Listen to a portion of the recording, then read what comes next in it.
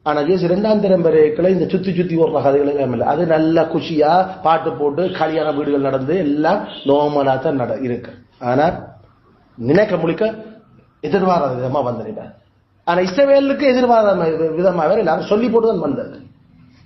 அதில் ரெண்டுக்கும் சத்தியான வித்தியாசம் இருக்கு. அந்த வீட்டோட நீங்கள் வாசி பாருங்க, இந்த பகுதிகளை எப்படி அதில் சீக்கிரமாய் வருகிறேன் என்றா சீக்கிரமா தான் வந்தவர். அவர் கிபி 1ஆம் நூற்றாண்டுல 70ஆம் ஆண்டுல வந்தவர். அந்த வருகை அவற்ற பகிரங்க சரீர பிரசாரமான வருகை அல்ல. அவருடைய எதிரிகளை துவசம் பண்றதுக்கான மிருகங்களோட அவர் ஏற்கனவே பல தடவை அவர் விசிட் பண்ணின விசிட்டிங்.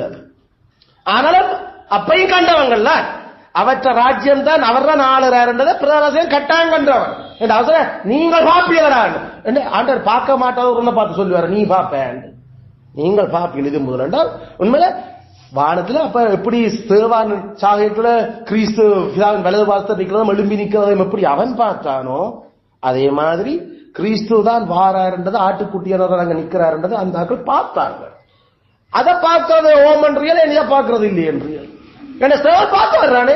வானங்கள் திறந்திருக்கிறதையும் மனுஷகுமாரன் அவருடைய வலது வருஷத்துல எழும்பி நிக்கிறதையும் பார்த்தா என்ன பம்மாத்து கதையோ அது உண்மையா ஜதாத்தமா வானங்கள் அப்படி பார்த்தாங்க.